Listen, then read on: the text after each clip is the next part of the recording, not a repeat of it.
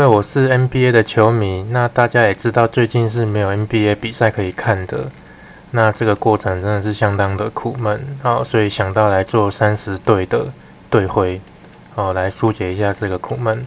那这个作品呢，主要是这样来的。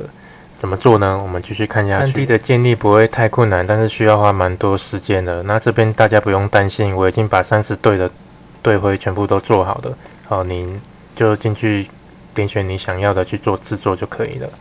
那这边因为太多了，所以我只展示芝加哥公牛队这个样子。当然你要先有队徽的 logo， 那你再把草图图源贴上去之后呢，就可以做描绘的动作那你就能把这个 logo 给做出来。那你要考量到列印以及上色的等等的问题。当然各位也不用担心，我都做好了，你就直接拿去使用就可以了。要列印的话，我建议用这种角度来做列印你要开支撑，也要开底部的边缘。为什么要这样做呢？因为这样子呢，能用自己轴来修饰你的表面，你印出来才会漂亮。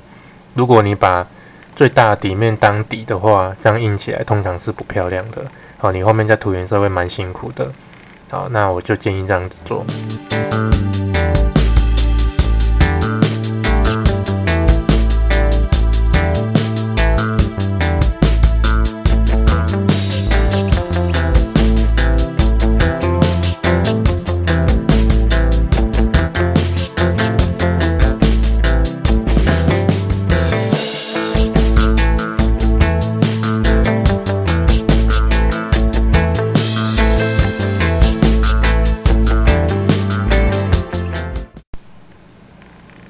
那上色的话是非常困难的，因为它总共有30个队，那每一队都有很多颜色，那每一笔都要细心的去画出来，所以如果你也想跟我一样做的话，我建议找你喜欢的队伍或者是喜欢的其中几个队伍来做，并且把我提供的档案放大一点，这样子呢，对于上色会比较简易一点。